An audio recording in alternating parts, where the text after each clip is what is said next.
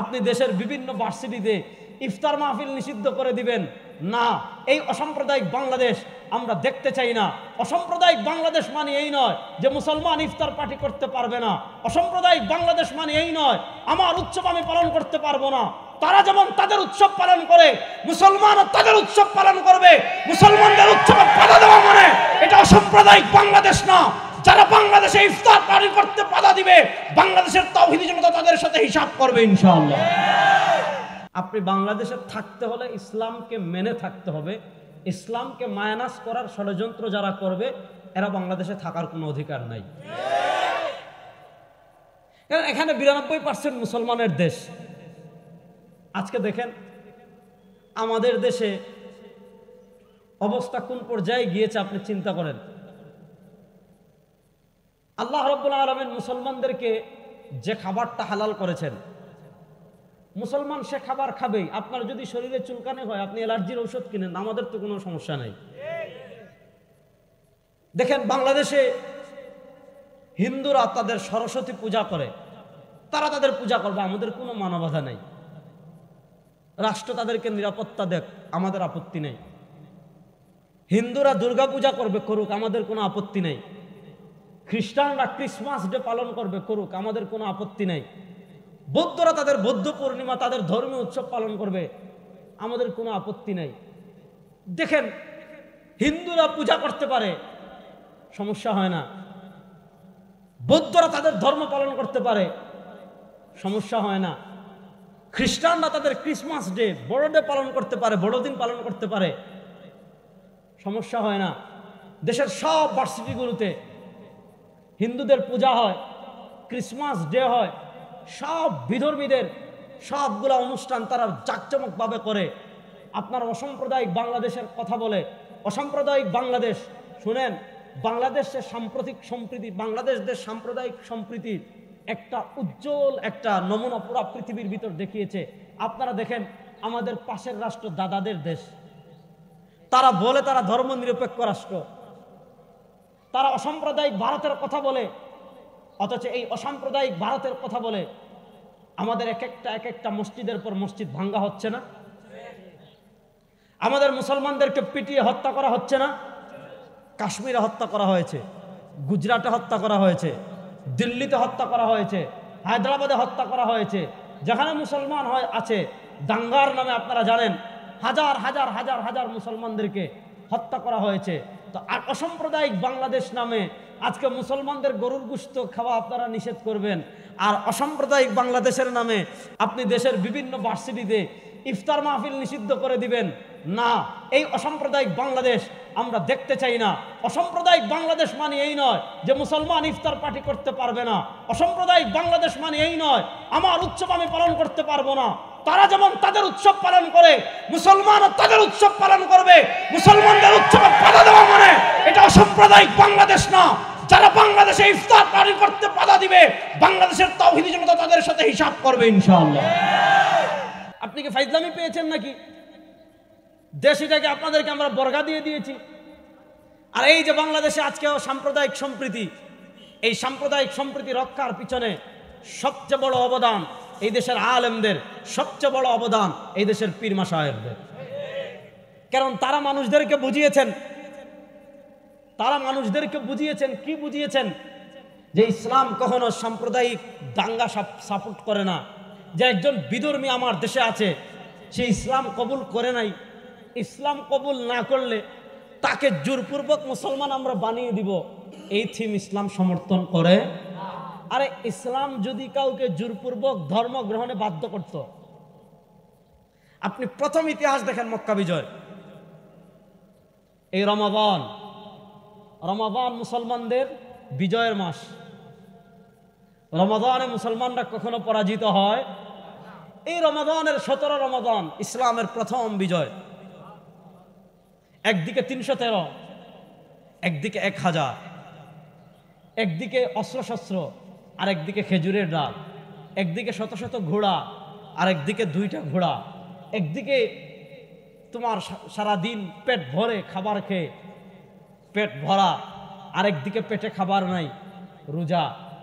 একদিকে তারা আরাম এসে ফুর্তি করে মদ খেয়ে নারী নিয়ে এসেছে, আরেকদিকে মদিনা থেকে পায়ে হেঁটে এসেছে। কিন্তু দেখা গিয়েছে পৃথিবীর ইতিহাসের আশ্চর্যজনক ঘটনা, ওয়ালাকাদ নাসারাকুমুল্লাহু বিবাদরিম ওয়া আনতুম আযিল্লা, রমাদানে বদরের মাধ্যমে মুসলমানদের বিজয় সূচিত হয়েছে। রমাদানে মুসলমানদের বিজয় অব্যাহত থাকবেই থাকবে, কেউ মুসলমানদের পরাজিত করতে পারবে না ইনশাআল্লাহ।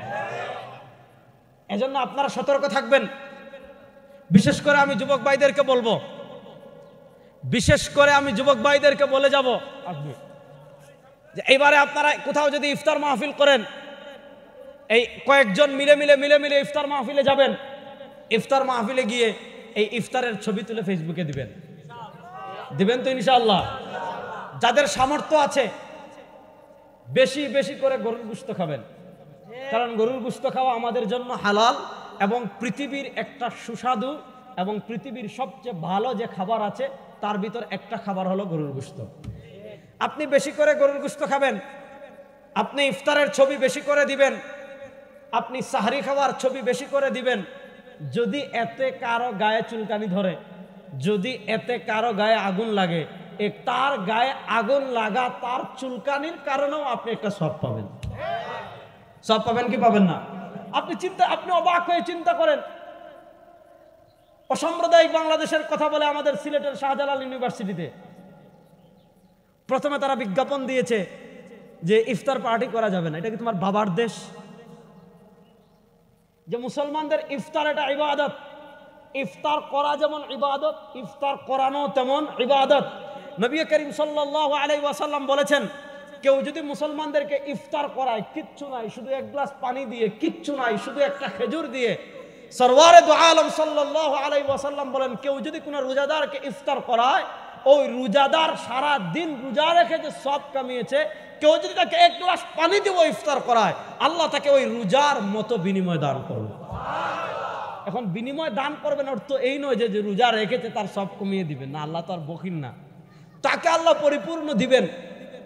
এজন্য বুঝেন, এই রামবামরা যে সাংস্কৃতিক যুদ্ধ শুরু করেছে, আপনি দেখেন একদিকে মুসলমানরা গরু খেলে তাদের কষ্ট লাগে, অথচ পৃথিবীর সবচেয়ে বেশি গরুর গোশত আমদানি করে যে রাষ্ট্র সেটা ভারত। এজন্য গরু আমাদের জন্য হালাল খাবার। যাদের সামর্থ্য আছে গোশত খাবেন, এবং আপনার পাড়া প্রতিবেশী যদি দরিদ্র কেউ থাকে তাকেও গোশত কিনে দিবেন, আর ইফতার করবেন জমজমাট ভাবে এই রমাদানে। যুবক যারা আছেন, তরুণ যারা আছেন, ফেসবুক, ইউটিউব, এই সামাজিক যোগাযোগ মাধ্যম যেগুলো আছে, রোজা রেখেছেন অনুভূতি লিখবেন, ইফতার করেছেন অনুভূতি লিখবেন, দলবদ্ধভাবে তারাবিতে যাবেন অনুভূতি লিখবেন, সাহরি দলবদ্ধভাবে খাচ্ছেন অনুভূতি লিখবেন। ভালো করে মনে রাখবেন, এই দেশ শাহবাগীদের নয়, এই দেশ নাস্তিকদের নয়, এই দেশ ওলি আল্লাহদের, এই দেশ মুসলমানের। এই দেশে যদি ইসলাম না থাকে এই দেশ থাকবে না। এই দেশ ততদিন থাকবে, ইসলাম ততদিন থাকবে। ইসলামকে মাইনাস করে বাংলাদেশের কল্পনা করা যায় না। ইসলামকে মাইনাস করে বাংলাদেশের কল্পনা করা যায়? আপনি চিন্তা করেন তাদের সাহস কত বেড়ে গিয়েছে। আজকে আসার সময় দেখলাম বগুড়া কলেজে তারা বিজ্ঞপ্তি লাগিয়ে দিয়েছে যে নির্দেশনার কারণে, রাষ্ট্রীয় নির্দেশনার কারণে ইফতার পার্টি করা যাবে না। এখন দেখেন, আমরা ইফতার করলে, আমরা গোশত খেলে আরেক ভাইদের অনুভূতিতে আঘাত লাগে, এজন্য আপনি ইফতার পার্টি নিষেধ করতে চাচ্ছেন। এবার আমরা পাল্টা যুক্তি দিলাম, মূর্তি পূজা করলে আমাদের কষ্ট লাগে কি লাগে না? কেউ যদি শিরিক করে আমাদের কষ্ট লাগে কি লাগে না? শুধু আমাদের কষ্ট লাগে না, সব মুসলমানের লাগে। তো শিরিক করা কি হারাম? শিরিক করলে ঈমান থাকে? বলে না, শিরিক করলে ঈমান থাকে। এখন আমরা যদি বলি মূর্তি পূজায় আমাদের ধর্মীয় অনুভূতিতে আঘাত লাগে, বন্ধ করেন, বন্ধ করবেন না। আমরা যদি বলি ক্রিসমাস ডে ইস্টারটা পালন করে, খ্রিস্টানরা ক্রিসমাস ডে কেন পালন করে? খ্রিস্টানদের আকীদা হলো ঈসা আলাইহিস সালাতু ওয়াস সালাম আল্লাহর ছেলে। নাউজুবিল্লাহ, জুড়ে বলেন। ঈসা আলাইহিস সালাম, আমাদের আল্লাহর কি কোনো ছেলে আছে? লাম ইয়ালিদ ওয়া লাম ইউলাদ। আমাদের আল্লাহর কোনো পিতাও নাই, আমাদের আল্লাহর কোনো ছেলেও নাই। যারা আল্লাহর ছেলে আছে এই আকীদা বিশ্বাস করে, যেমন খ্রিস্টানদের আকীদা ঈসা আলাইহিস সালাম আল্লাহর ছেলে, ইহুদিদের আকীদা উযায়ের আল্লাহর ছেলে। আচ্ছা আপনারা বলেন তো, কেউ যদি বিশ্বাস করে আল্লাহর ছেলে আছে, সে মুসলমান না কাফের? খ্রিস্টানদের আকীদা হলো ঈসা আলাইহিস সালাম আল্লাহর ছেলে। এই আকীদাকে বিশ্বাস লালন করে যেদিন ঈসা আলাইহিস সালাম জন্মগ্রহণ করেছেন, যেহেতু আল্লাহর ছেলে জন্মগ্রহণ করেছেন, ওই দিন স্বাভাবিক কোনো দিন না, এজন্য ক্রিসমাস ডে তারা বড়দিন পালন করে। এবার বলেন, কোনো মুসলমানের জন্য বড়দিন পালন করা হালাল না হারাম? যদি আল্লাহর ছেলে মনে করে কেউ ক্রিসমাস ডে পালন করে, তার ঈমান থাকবে? তাহলে এবার ক্রিসমাস ডে পালন করলে আমাদের অনুভূতিতে আঘাত লাগে কি লাগে না? আমাদের কষ্ট লাগে কি লাগে না? এবার আমাদের কষ্ট লাগে এই কারণে আমরা ক্রিসমাস ডে বন্ধ করার কথা বলি না। না, খ্রিস্টানরা তাদের ধর্ম পালন করবে। আমাদের কষ্ট লাগে মূর্তি পূজা দেখলে, শিরিক দেখলে, আমাদের কষ্টের কারণে আমরা সরস্বতী পূজা বন্ধের কথা বলি না, আমরা মূর্তি পূজা বন্ধের কথা বলি না। তাহলে বাংলাদেশে 92% মুসলমানের ধর্মীয় উৎসব যেগুলো আছে, ইফতার আমাদের ধর্মীয় উৎসব, সাহরি আমাদের ধর্মীয় উৎসব, এগুলা যারা বন্ধ করতে চাইবে, বুঝবেন এরা মূলত এই দেশের শত্রু, মুসলমানের শত্রু, স্বাধীনতার শত্রু। এরা ধর্মীয় সম্প্রীতিতে বিশ্বাস করে না, এরা বাংলাদেশের ধর্মীয় দাঙ্গা সৃষ্টি করতে চায়। সুতরাং এদের ব্যাপারে সতর্ক থাকার প্রয়োজন আছে না নাই? দেখেন, রমাদান মাস শয়তানকে পরাজিত করার মাস। কথাটা ভালো করে বুঝেন। শয়তান তো একটা আছে, শয়তান জিন শয়তান, যেটার ব্যাপারে আমরা সতর্ক। কুল আউযু বিরাব্বিন নাস, মালিকিন নাস, ইলাহিন নাস, মিন শাররিল ওয়াসওয়াসিল খান্নাস, আল্লাযী ইউওয়াসবিসু ফি সুদুরিন নাস মিনাল জিন্নাতি ওয়ান নাস। শয়তান দুই ক্যাটাগরির আছে। এক ক্যাটাগরির শয়তান জিন শয়তান। জিন শয়তান থেকে বাঁচার জন্য আমি তাবিজ নেই, জিন শয়তান থেকে বাঁচার জন্য আমি জাড়ফুঁক নেই, জিন শয়তান থেকে বাঁচার জন্য আমি হুজুরের কাছে যাই, জিন শয়তান থেকে বাঁচার জন্য আমি কোরআন পড়ি, জিন শয়তান থেকে বাঁচার জন্য আমি জিন শয়তানের ওয়াসওয়াসা থেকে। ওই শয়তানের পাওয়ার কিন্তু অনেক বেশি, আল্লাহ তাকে অনেক বেশি পাওয়ার দিয়ে দুনিয়াতে পাঠিয়েছেন। সহিহ বুখারীর বর্ণনায় আসছে, নবী করিম সাল্লাল্লাহু আলাইহি ওয়াসাল্লাম বলেন, ইন্না শাইতানা ইয়াজরি মাজরাদ দামি, শয়তান মানুষের রক্তকণিকার সাথে প্রবাহিত। তাহলে ওই জিন শয়তানের ওয়াসওয়াসা থেকে বাঁচার জন্য আমি কত কত পন্থা অবলম্বন করি। শয়তান তো শুধু জিন না, মিনাল জিন্নাতি ওয়ান নাস, আপনাকে ওয়াসওয়াসা দে, আপনাকে কুমন্ত্রণা দে, আপনাকে খারাপ পথে বিভ্রান্ত করে, আপনাকে খারাপ পথে ধাবিত করে, আপনাকে জান্নাতের পথ থেকে বের করে দে, আপনাকে জাহান্নামের পথের দিকে ধাবিত করে। শুধু জিন শয়তান না, ওয়ান নাস, কিছু মানুষ শয়তান আছে কি আছে না? তা আমরা জিন শয়তান সম্পর্কে খুব সতর্ক। কিন্তু আপনার আশেপাশে মানুষ শয়তান আছে। এমনও হয় আপনি যাকে নেতা মনে করেন ওটা শয়তান, মানুষ শয়তান। আপনি যাকে ফলো করেন সে মানুষ শয়তান, আপনি যাকে অনুসরণ করেন সে মানুষ শয়তান, আপনি যার হুকুম মেনে চলেন সে মানুষ শয়তান। এজন্য এই সমাধান আল্লাহ রাব্বুল আলামিন আমাদেরকে দিয়েছেন। এই রমাদান আমাদের বিজয়ের মাস, এই রমাদান আমাদের শয়তানকে পরাজিত করার মাস। এই রমাদানে শয়তান বলে তুই রোজা রাখিস না, জিন শয়তান বলে রোজা রাখিস না, জিন শয়তান বলে তুই খাবার খা, জিন শয়তান বলে পিপাসায় কষ্ট করিস না। এই রমাদানে আমরা আমাদের নফসের সাথে লড়াই করে আমরা জিন শয়তানকে পরাজিত করি।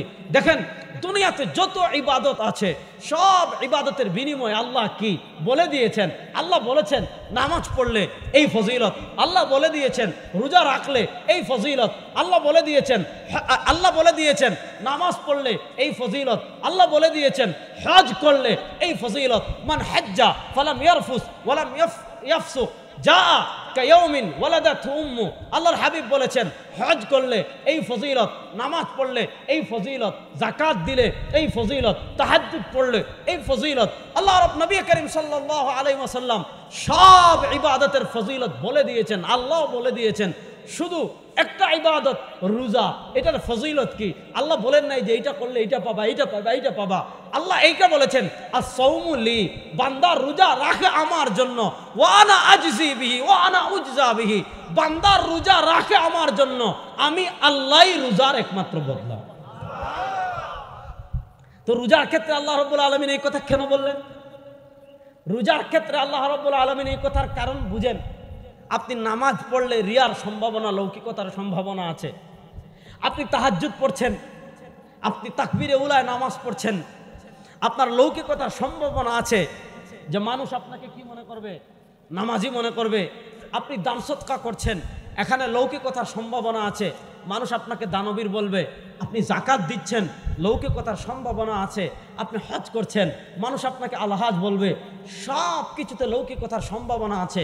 আপনি যদি না খেয়ে থাকেন, দুনিয়ার কেউ জানবে না। আপনি যদি পানি না খেয়ে থাকেন, দুনিয়ার কেউ জানবে না। আপনি যদি আপনার জৈবিক চাহিদা পূর্ণ না করেন, আপনার দুনিয়ার কেউ জানবে না। যেহেতু রোজা এমন একটা ইবাদত যেখানে লৌকিকতার সম্ভাবনা নাই, যেখানে লৌকিকতার সম্ভাবনা কম, এজন্য আল্লাহ রাব্বুল ইজ্জত ওয়াল জালাল বলেন রোজা, মানুষ একমাত্র রোজা এমন ইবাদত যেখানে শয়তানকে পরিপূর্ণ পরাজিত করতে পারে। এখানে শয়তান তাকে ধোঁকা দিতে পারে না, এখানে শয়তান ধোঁকা দেওয়ার সম্ভাবনা নাই। যেহেতু শয়তানকে মানুষ রোজায় পরাজিত করে, এজন্য রোজার ফজিলত এত বেশি, রোজার মর্যাদা এত বেশি। সরওয়ারে দু আলম আল্লাহ রাব্বুল ইজ্জত ওয়াল জালাল সরওয়ারে দু আলমের মাধ্যমে হাদিসে কুদসিতে বলেন যে আস-সাওমু লি, বান্দা রোজা রাখে একমাত্র আমার জন্য। কারণ লৌকিকতার সম্ভাবনা কম, লৌকিকতার পার্সেন্ট কম। বান্দা রোজা একমাত্র আমার জন্যই রাখে।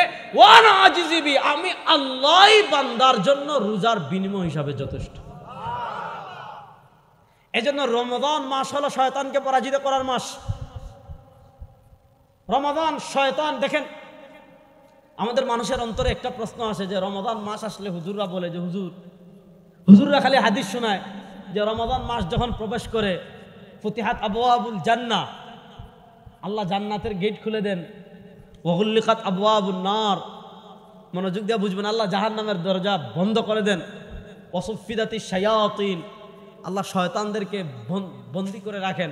তো প্রশ্ন হলো, আল্লাহ যদি শয়তানকে বন্দি করে রাখেন, বাংলাদেশের মানুষ এত আকাম কুকাম কেমনে করে? করে না? মারামারি করে না? দেখেন কাঁচামরিচের দাম বাড়ায় না, খেজুরের দাম এবার কোথায় বাড়াইছে চিন্তা করেন। আবার আমাদেরকে পরামর্শ দিচ্ছে, চিন্তা করেন এই দেশ নিয়ে আপনি কেমনে চলবেন। সারা দুনিয়ার আপনি দেখেন, সারা দুনিয়া যখন রমাদান আসে, আপনি আরব মামালিকগুলো দেখেন, রমাদান মাস যখন আসে সব জিনিসের মানে নিত্য প্রয়োজনীয়, বিশেষ করে ইফতারে যে খাবারগুলো লাগে, সাহারিতে যে খাবারগুলো লাগে, এগুলার দাম কমায়। বাংলাদেশে দেখেন রমাদান আসলে লেবুর দাম বাড়াই দেয়। বাংলাদেশ এবার রমাদানে দেখেন খেজুরের দাম বাড়াবে। দেখেন খেজুরের উপর কর বাড়াইছে, অথচ উচিত ছিল রমাদানে মানুষ খেজুর দিয়ে ইফতার করে। উচিত ছিল কি, যারা এই তোমার এগুলা তোমার গুদামজাত করে রেখেছে, যারা এগুলা তোমার আটক করে দাম বাড়িয়েছে, অথবা যারা কৃত্রিম সংকট তৈরি করেছে, তাদেরকে আইনের আওতায় এনে বিচারের সম্মুখীন করে দাম কমানো। অথচ না, রাষ্ট্রের শীর্ষ পর্যায়ে থেকে ফাইজলামি করতেছে, বলতেছে খেজুর না খেয়ে বড়ই খান, তুমি বড়ই খাও। অথচ দেখেন, আমি সব জায়গায় বলি, এই অনিয়ম, এই অন্যায়, এই অনাচার, এই দুর্নীতি, এই দুঃশাসন সব কিছুর পতন করে প্রকৃত যদি সোনার বাংলাদেশ গড়তে চান, ইসলামের বিকল্প নাই। যদি বাংলাদেশের রাষ্ট্রীয় ক্ষমতায় ইসলাম থাকতো, এরকম গুদামজাত করে কৃত্রিম সংকট তৈরি করে কেউ নিত্য প্রয়োজনের দাম যদি বাড়াইতো, তার উপর রাষ্ট্রীয় আইন এবং তার উপর রাষ্ট্র তার, আপনি দেখেন রাষ্ট্র তার এই জুলুম এবং অন্যায়ের সে বিচারের সম্মুখীন হইতো কি হইতো না। দেখেন ইসলাম আসলে শান্তি প্রতিষ্ঠা হতে বেশি দিন লাগে না। আল্লাহ তো প্রমাণ আমাদের সামনে দেখেন নাই। আপনি দেখেন পৃথিবীর ইতিহাসে 2021 থেকে 2023-24 চলে, এখনো 3 বছর হয় নাই। 2021-এর 13 বা 14 আগস্ট আমেরিকা পলায়ন করলো, তালিব ছাত্রবাহীদের হাতে আফগানিস্তান স্বাধীন হলো, ইমারাতে ইসলামী প্রতিষ্ঠা হলো। এই 2024-এর আগস্টে গিয়ে 3 বছর পূর্ণ হবে, এখনো 3 বছর হয় নাই। কিন্তু দেখেন ইসলাম যদি ক্ষমতায় আসে, দেশের দুর্নীতি কি পরিমাণ কমে, দুঃশাসন কি পরিমাণ কমে, জুলুম কি পরিমাণ কমে, অন্যায় কি পরিমাণ কমে। প্রমাণ দেখেন, বর্তমান পৃথিবীতে বাজার দর হিসাবে আমেরিকান ডলারের চেয়েও আফগানিস্তানের মুদ্রার দাম বেশি। অথচ আপনি চিন্তা করেন, আপনি মাথায় জিনিসটা লাগান যে তাদের বিশ্বব্যাংক তাদের রাষ্ট্রীয় সম্পদ জব্দ করে রেখেছে। পুরা পৃথিবীর মোড়ল যেগুলো আছে সবাই তাদেরকে রেস্ট্রিকশন দিয়ে রেখেছে, অবরোধ দিয়ে রেখেছে। তাদের রাষ্ট্রীয় যে তহবিল আছে ব্যাংক, এটা বিশ্বব্যাংক জব্দ করে রেখেছে। শুনেন, যাদের সাথে আল্লাহর নুসরত আছে, যাদের সাথে আল্লাহর সাহায্য আছে, যাদের সাথে আল্লাহ আছেন, আল্লাহর ওয়াদা, যারা আল্লাহর জন্য কাজ করবে, যারা আল্লাহর হয়ে যাবে, দুনিয়ার আমেরিকা, রাশিয়া, সাতার মাথা কেউ তাদেরকে আটকাতে পারে না, কেউ তাদেরকে আটকাতে পারে। দেখেন আল্লাহ একের পরে খনিজ সম্পদ খুলে দিয়েছেন। আপনারা দেখেছেন যখন তালিবান ছিল না, আমাদের ছাত্র ভাইরা ছিল না, ছাত্র ভাইরা যখন ছিল না তখন এরা আফিম চাষ করতো। আফিম চাষ, আফিম তো নেশা, অথচ তারা আফিম নিষিদ্ধ করেছে, হারাম নিষিদ্ধ করেছে, সুদকে নিষিদ্ধ করেছে। আল্লাহ এমন বারাকা দিয়েছেন যে তারা এখন আনার চাষ করে, আপেল চাষ করে, আঙ্গুর চাষ করে, এমন রফতানি করতেছে, সারা দুনিয়াকে তাক লাগিয়ে দিয়েছে। আল্লাহ খনিজ সম্পদ একটার পর একটা দিচ্ছেন, এটা তো আল্লাহর ওয়াদা। আপনি দেখেন হযরত ওমর রাদিয়াল্লাহু তাআলার শাসনের কথা আমরা শুনি যে মানুষ স্বর্ণ নিয়ে, টাকা নিয়ে, পয়সা নিয়ে হাঁটতো। আজকে আপনি দেখেন 2 সপ্তাহ আগে ছবি ভাইরাল হয়েছে, এক ব্যক্তি ব্যাংক থেকে এক বস্তা টাকা, আফগানিস্তানের ব্যাংক থেকে এক ব্যক্তি, 2 জনের ছবি ভাইরাল হয়েছে। সাদা পলিথিন, কালো পলিথিন তো ভিতরে দেখা যায় না, সাদা পলিথিনে এক ব্যাগ টাকা নিয়ে, টাকাগুলো দেখা যাচ্ছে যাচ্ছে। কতটুকু নিরাপদ? মাত্র 2 বছরে হয়েছে। দুর্নীতি 0%, অন্যায় 0%, জুলুম 0%। দেখেন আল্লাহ তাদেরকে কতটুকু এগিয়ে দিয়েছেন। সারা দুনিয়ার রেস্ট্রিকশনকে পিছনে ফেলে আজকে তারা কোথায়? আমাদের বাংলাদেশে যে চ্যানেলগুলো একদম 100 ধর্ম বিদ্বেষী, 71 টিভি, এগুলা তো ধর্ম সহ্য করতে পারে না। তো এই টিভিগুলো আজকে নিউজ করছে আগামী পৃথিবীর পরাশক্তি আফগানিস্তান। অনেকে বলে যে আপনারা হুজুররা কি করেন, আপনাদের দেওবন্দি আলেমরা কি করেন, আপনাদের কি করেছেন? আরে দেখোস না, এরা তো তোদের ভাই না, এরা তো আমাদের ভাই। এরা ভাই কাদের? কথা বলেন না কেন? আমরা যেমন আমাদের এই মাদ্রাসায় যেমন ডাইল ভাত খেয়ে ছাত্ররা পড়ে, এরা এই কবি মাদ্রাসারই ছাত্র। আমাদের আকাবির যেমন কাসিম নানুতুবি, হেদের আকাবিরও কাসিম নানুতুবি। আমরা যেমন হানাফি, তারাও হানাফি। আমরা যেমন আশারি মাতুরিদি, সব দিক থেকে তারা সমান, পৃথিবীতে দেখিয়েছে। সুতরাং এই রমাদানে আপনারা পণ করেন, এই রমাদানে শয়তানকে পরাজিত করার মাস। এই রমাদানে আপনারা পণ করেন যে জীবন যতদিন থাকবে বাংলাদেশে ইসলাম প্রতিষ্ঠার জন্য ঘাম জড়াবো ইনশাআল্লাহ। আমাদের বাংলাদেশের মানুষের সমস্যা হলো এই জায়গায়, আমরা পরিপূর্ণ ইসলাম প্র্যাকটিস করতে চাই না। আমরা ইসলামকে কিছু আনুষ্ঠানিকতার ভিতর সীমাবদ্ধ করে ফেলেছি। ব্যাপারটা বুঝবেন, আমাদের ইসলাম কিছু আনুষ্ঠানিক বিষয়ের ভিতর সীমাবদ্ধ হয়ে গিয়েছে, যার কারণে দেখেন আজকে বাংলাদেশে ইসলাম পরিপূর্ণ না থাকার কারণে আজকে খেজুরের দাম কেমনে বাড়িয়েছে। আপনি দেখেন একটা সিন্ডিকেট 1 সপ্তাহ যদি পেঁয়াজের দাম বাড়িয়ে রাখে, আপনি জিনিসটা বুঝেন। 1 সপ্তাহ পেঁয়াজের কেজি 100 টাকা বাড়িয়েছে, আর এই যে তোমার মাফিয়া গ্রুপ, সিন্ডিকেট গ্রুপ 1 সপ্তাহ বাড়িয়েছে, হাজার হাজার কোটি টাকা সাধারণ মানুষের পকেট কেটে নিয়ে গিয়েছে। আপনি 1 সপ্তাহ মনে করেন 1 মাস খেজুরের দাম বাড়িয়েছে, কত টাকা নিচ্ছে খবর আছে? এই যে দরিদ্র মানুষদেরকে নিঃস্ব করে দিচ্ছে।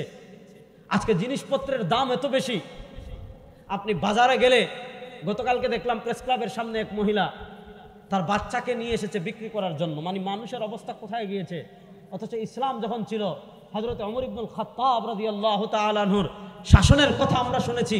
ওমর ইবনুল খাত্তাব রাদিয়াল্লাহু তাআলা আনহু, তা তো অনেক আগের, 1400 বছর আগের। আপনি সাম্প্রতিক কালের আমাদের আশেপাশে দেখেন, যেখানে ইসলাম বিজয় হয়েছে, প্রয়োজনে সারা দেশের মানুষ না খেয়ে থাকবে, একজন অট্টালিকায় ঘুমাবে, একজন কোটি কোটি বিলিয়ন টাকা অপচয় করবে, একজন তোমার 5 স্টার হোটেলে গিয়ে খাবারের অপচয় করবে, একজন মদ খেয়ে বুধ হয়ে পড়ে থাকবে, একজনের ছেলে মেয়ে আপনার 5 স্টার হোটেলে গিয়ে তোমার পার্টির নামে কোটি কোটি টাকা নষ্ট করবে, আর আরেকজনের বাচ্চা না খেয়ে কঙ্কালের মতো পড়ে থাকবে, আরেকজন চাল পাবে না, ডাল পাবে না, রিজিকের জন্য হন্য হয়ে ঘুরবে। এই অভাব যদি দূর করতে চান, এই বৈষম্য যদি দূর করতে চান, সমাজ থেকে অন্যায় অনাচার যদি দূর করতে চান, একটাই জিনিস দূর করতে পারবে, একটা অস্ত্র আছে, একটা মন্ত্র আছে, একটা তন্ত্র আছে, যেই তন্ত্র দিয়ে, যেই মন্ত্র দিয়ে সমাজের সব অন্যায় জুলুম অনাচার দূর করতে পারেন, সেই তন্ত্র মন্ত্রের নাম ইসলাম। সেই তন্ত্র মন্ত্রের নাম, বড় আসতে বললেন, সেই তন্ত্র মন্ত্রের নাম ইসলাম। এই জন্য রমাদান আমাদের বিজয়ের মাস। রমাদান আমাদের, বলে না রমাদান আমাদের, মুখ খুলে বলেন রমাদান আমাদের। এই বিজয়ের মাসে আমরা দৃঢ় প্রতিজ্ঞাবদ্ধ হব যে এই বিজয়ের মাস থেকে আমরা শপথ করব, মানুষের বানানো সব তন্ত্র মন্ত্রকে পায়ের পিছনে ফেলে, মানুষের বানানো তন্ত্র মন্ত্র সব কিছুকে পায়ের তলে পিষ্ট করে এই রমাদানে আমরা দীপ্ত শপথ নিব, এই বাংলাদেশকে আমরা ইসলামের বাংলাদেশ হিসাবে গড়ে তুলব ইনশাআল্লাহ। প্রস্তুত আছি না নাই যুবকরা? ইনশাআল্লাহ প্রস্তুত আছি না নাই? ইনশাআল্লাহ। আল্লাহ সবাইকে কবুল করুন, সবাই বলেন আমিন। তো আমি যে বিষয়টা আপনাদেরকে আরেকটা বিষয় টাচ করবো, এটা বলে শেষ করবো, নামাজের সময় চলে আসতেছে। রমাদানুল মুবারক আল্লাহ রাব্বুল আলামিন আমাদেরকে দিয়েছেন। এই রমাদান ইবাদতের বসন্তকাল, এই রমাদান ইবাদতের বসন্তকাল। রমাদানুল মুবারকের একটা স্পেশাল ইবাদত রোজা। আমরা সব রোজা রাখি। আর ইমসাক আনিল আকলি ওয়া শুরবি ওয়াল বিআন, আমরা সুবহে সাদিক থেকে নিয়ে সূর্যাস্ত পর্যন্ত রোজার নিয়তে খাবার, পানি, জৈবিক চাহিদা, এই তিনটা জিনিস থেকে বিরত থাকি। খাবার খাওয়া থেকে, পানি পান করা থেকে, জৈবিক চাহিদা পূর্ণ করা থেকে, এই তিন জিনিস থেকে আমরা বিরত থাকি। এটার নাম রোজা। রমাদানুল মুবারকের 1 নম্বর আমল হলো রোজা।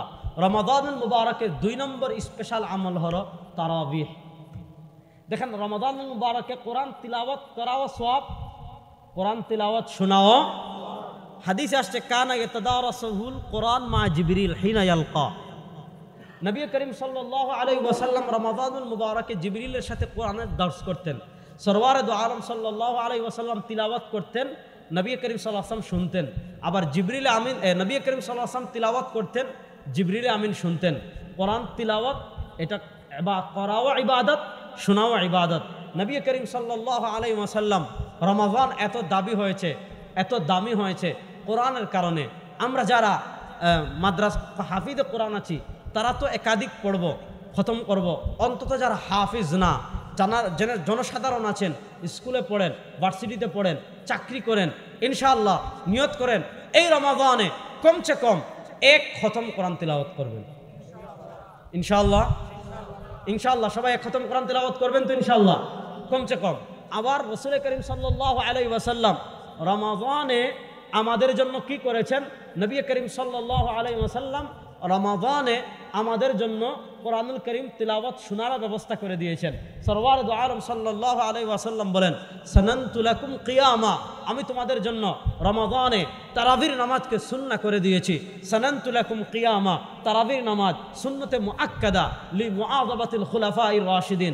আল্লামা ইবনে আবিদিন শাহ, আল্লামা আলাউদ্দিন হাসকাফি আদ-দুরুল মুখতার লিখেছেন যে সুন্নাতুন মুআক্কাদা লি মুআযাবাতিল খুলাফায়ে রাশিদিন। সরওয়ার দু আলম সাল্লাল্লাহু আলাইহি ওয়াসাল্লাম বলেন, রমাদানুল মুবারকে আমি তোমাদের জন্য তারাবির নামাজকে সুন্নাহ করে দিয়েছি।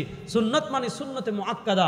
নবী করিম সাল্লাল্লাহু আলাইহি ওয়াসাল্লাম বলেন, মান কামা রমাদান ঈমানান ওয়া ইহতিসাবান, কেউ যদি রমাদানে তারাবির নামাজ ঈমান এবং সওয়াব অর্জনের নিয়তে পড়ে, গফিরা লাহু মা তাকাদ্দামা মিন যামবি, আল্লাহ রাব্বুল আলামিন তার পিছনের সব গুনাহ মাফ করে দিবেন।